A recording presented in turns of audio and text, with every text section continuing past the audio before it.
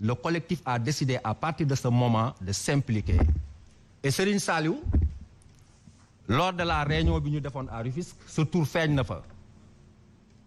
Et il compte sur toi aussi pour nga mun cee taxaw. Et nous comptons sur tous ceux qui sont dans ce plateau. Mbaw,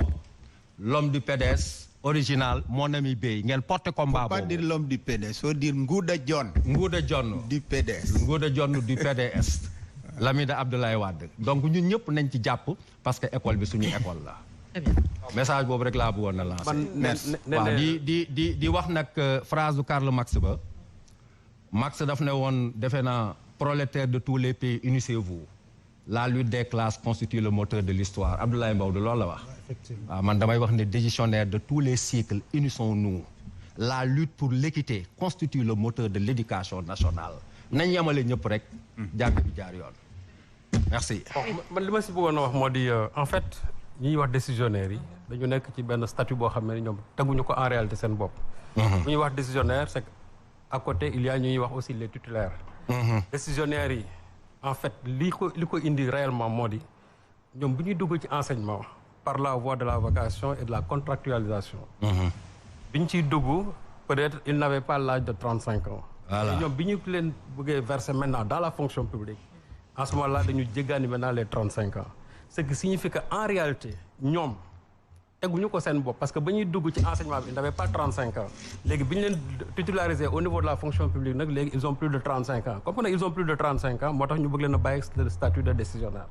donc ñooñu teguñu ko seen bopp bu fekkoon ne on les avait recrutés au-delà de 35 ans mën nañu wax ne là mën nañu considérer comme décisionnaire mais bañ ciy dugg ñu ci bëri ils étaient loin des 35 ans et les gens ils ont duré aussi vraiment dans la vacation dans la contractualisation et c'est ça qui explique pourquoi ñoom tey ñu nekk ci statut boobu donc ils vont payer des pots qu'ils n'ont pas du tout cassés li ko Sanoussi waxee rek je crois que c'est une injustice boo xam ne qu'il faudra réparer bu fekkente ne réew mi dañu bëgg mu avancer il faut ñu jox jàngalekat yi gëdd kooku moom mënul ne tous les pays qui se sont développés jàng moo leen yóbbu foofu un pays comme le Japon qui n'a aucune ressource li leen may tey seen place au niveau mondial mooy simplement dañuy fonk éducation muy la Corée encore du sud aussi c'est la même chose l'Allemagne nga xam ne mook Sénégal ñoo yemoon en 1960 même PIB tey gis nga ni mu demee ñoom 7e au niveau mondial le Sénégal pratiquement fait partie des 23 pays les plus pauvres du monde lu leen ko may aussi mooy njàng donc il faut ñu jox jàngalekat yi seen gëdd loolu nag jox leen ko aussi c'est réparer les injustices ñii ils ont été victimes d'une injustice moi je crois qu'il va falloir valablement l'État répare ça tout à fait foofu sax tuuti rek sëñ Saliou ma dolli la dafa am sax lu gën a graaw il me semble que je ne sais pas si jusqu'à présent ndax réglé nañ ko dafa amoon temps même si tu es jeune que suivre nga le cycle normal à partir de l'école normale supérieure boo génnee noo mën a def di nga def 2 ans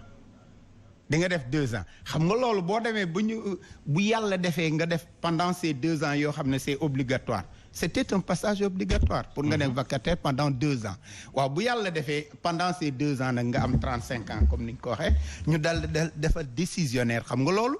injustice totale la injustice totale la parce que yow normalement tu devais être fonctionnaire mais à cause du fait que dañu ne obligatoirement da nga war a nekk vacataire pendant 2 ans door a ñëw nag mën na nekk fonctionnaire mais si pendant ces 2 ans nag dépassé nga 35 tu deviens un décisionnaire et puis non loolu une minute rek nee na c'est important te gis nga Ngouda vous avez raison mais xam nga loolu aussi lan moo ci gën a garaaw mooy gis nga temps boobu ngay toog pour war a doon vacataire wala nga war a doon contractuel état bi ne la 2 ans lay doon wala 3 ans mën nga ko def 5 ans 6 ans à cause des lenteurs administratives effectivement après nag ñu ñëw yow dóor la ci loo xam ne nii defoo ci dara c'est quand même dommage et ça mériterait vraiment c'est la vérité vraiment je pense que c'est un combat de tout le monde te effectivement ñu bëri ñu ngi ciy xeex je pense que ces temps-ci d'après ce que le secrétaire général du SAEMS a dit que peut-être il y aura une évolution. D'accord. Très bien. Alors, c'est important. Je pense, professeur, il faudrait que nous organisions un débat quand même sur ça. Inch'Allah. Avec tout ce qui est éducation et tout ce que ça enveloppe. Alors, nous commencer justement par l'actualité de la semaine. Et l'actualité a été marquée, gis nañ ko, par justement cette tribune bi nga xamante ne des intellectuels sénégalais ñoo ko publié pour s'insurger de l'état de la démocratie fii ci Sénégal. Donc plus de 140 défenseurs des droits humains ñoom ñoo publié loolu le mais avant loolu c'est vrai il y a Gueye l'original qui nous a rejoint sur le plateau. Mamadou Gueye l'original maa ngi lay nuyu.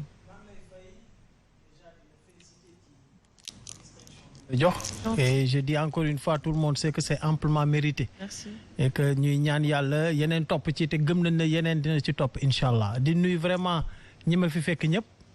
di leen kontaane parce que chaque fois gis nañ aussi pertinence bi ci analyse yi et cetera. Mais di nuyu la grande coalition gëm sa bopp di nuyu Yoff gama cosaanoo Parcelles Assainies gama jóge même nen na nga may ma rek ma nuyu waa Fass Boy parce que fa la ñu jógee léegi très bien et fekk nañ fa situation bu doy waar donc di yëkkatiwaat jaale di ko jaale waa Fass Boy vraiment boo fa demee atmosphère ba fa am metti na lool. di lancer appel aussi président Macky Sall parce que fukki xale ak juróom yan fa jàpp askan wi loolu gën a dalaat seen kaw mu gën a metti tey gis nañ ay mag yoo xam ne seen rongañ dal na seen dënn di ñaan rek président ne ko peut-être situation bi na mu demee moo tax xale yi génn def la ñu def mais ci njaboot gi la ñu bokk ñu koy ñaan mu jéggal xale yooyu pour ñu dellu seeni kër parce que li leen dal metti na te boo toogee foofu dégg témoignage yi nga xam ne géej gi lii fi am doy na waar peut-être dinañ ci ñëwaat foofu laa ne woon mënuma ko nuyoo te duma lancer appel boobu pour que président ak ñi nga xam ne ñoo yor wàllu nguur gi ak justice bi lu ñu mën a def rek ba jéggal xale yooyu pour que quand même mu gën a indi dal gën a indi apaisement ci li nga xam ne moo dal waa Fass Boy ak waa Diogo sur Mer. Très bien, merci. Mamadou Gueye l'original. Donc maa ngi koy wax justement cette publication où ces 140 défenseurs de la démocratie def di demander en même temps la libération de Ousmane Sonko mais ñu bëri bi ñu defee publication boobu dañoo commencé peut-être di leen critiquer di dal seen kaw lan nga mën a indi par rapport justement ak ñoom tribune bu ñu génnee noonu. Merci Néné. En fait moi j'aimerais tout d'abord massawu enseignant décisionnaire yooyu di wax ne en tant que syndicaliste vraiment maa ngi koy ñaawlu ndax réew moom il faut que citoyens yëpp ñu jox leen seen chance en tout cas tous les agents non fonctionnaires quand on les verse dans comme ñu am statut fonctionnaire bu ñu duggee woon 35 ans dañ koy compter rek verser leen directement comme ni ko droit di waxee nul ne peut se prévaloir de sa turpitude. Je pense que l'État devrait quand même doit même les intégrer et très rapidement. Donc nous lançons un appel au président Macky Sall, au ministre de l'Enseignement, de prendre cette question en charge. C'est une question sociale. Maintenant, Néné, merci beaucoup. J'aimerais quand même me démarrer fenn, comme ni ko prof di defee toujours. Man dama doon ku bëgg Jean-Paul Sartre. Mu am lu mu wax ci intellectuel. Mu am lu mu wax ci engagement. Quand il dit on ne peut pas tirer son épingle du jeu. Même si on reste quoi comme une pierre, notre passivité même serait une action. Je pense loolu première lañ ko jànge mu teg ci ne engagement du rek nga ŋàññ dara waaye da nga koy ŋàññ ca bu mu waree ci lay joxe le cas de Émile Zola pour dire que Émile Zola pouvait dire que l'affaire Dreyfus n'était pas son problème mais il s'est engagé, il s'est battu ba li ñu tegoon Dreyfus mu bind j'accuse ba loolu teggeeku donc un intellectuel moom fu mu jógee wax ndax dëgg yàlla bu dee intellectuel nga laa wax dañ koy saluer parce que tamit Sénégal pays de droit la et on a 10 000 intellectuels maintenant ñi mënuñu douter ne kay intellectuel lañ non tu sais intellectuel du statut du diplôme moo koy joxe du c'est-à-dire non du diplôme man loolu laa jàpp pour man mën nga nekk professeur titulaire de classe exceptionnelle sans être un intellectuel.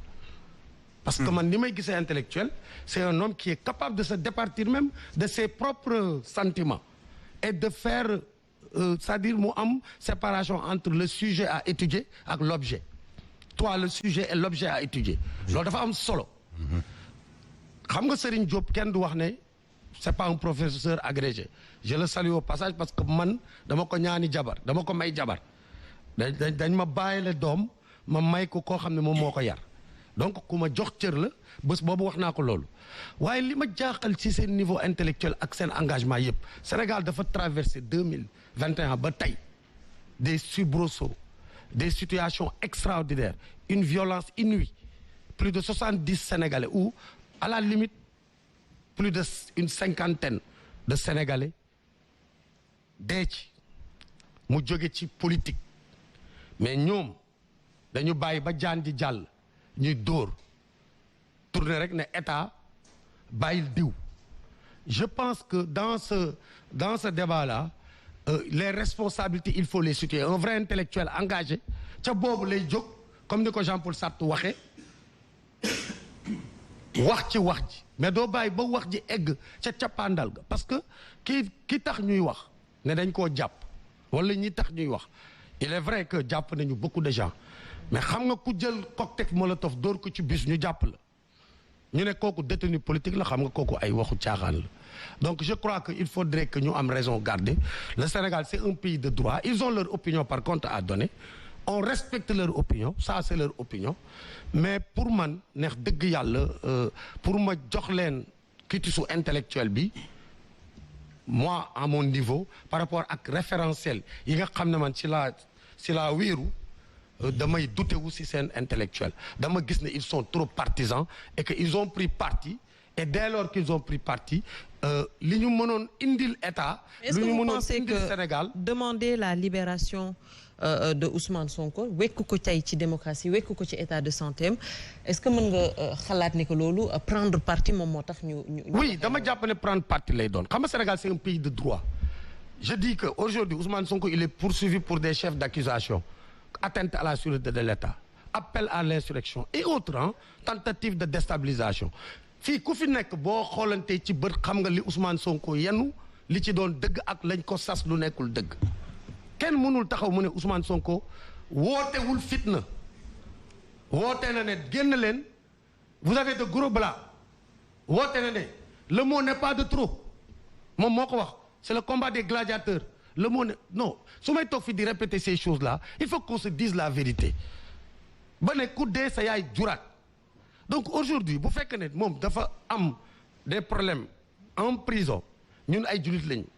duñu souhaiter kenn mu nekk kaso donc humainement je ne le souhaite pas mais par contre on est dans un état de droit je pense que su fekkee ne tey jii Ousmane Sonko am na ay avocats nañu demander bu dee liberté provisoire possible na ñi nga xam ne ñoo ko war a saytu ko mais bu fekk ne possible il va rester en prison. Alors, comme tous les autres Sénégalais aujourd'hui qui sont en prison si on libère Ousmane Sonko on n'a qu'à ouvrir tous les prisons du Sénégal et puis ñëpp génn. Est-ce que nekkuñu di leen defal un mauvais procès à ces intellectuels là parce que am nañ possibilité wala am nañu droit toog quand même jël seen bind wax ci suñu état de démocratie est-ce que dafa tax tey ji ñu far moom moo tax ñu koy bind wala di ko wax. Pas du tout moi je crois pas que dañoo far moo tax ñu bind lu ñu wax parce que intellectuels yi ay sommité lañ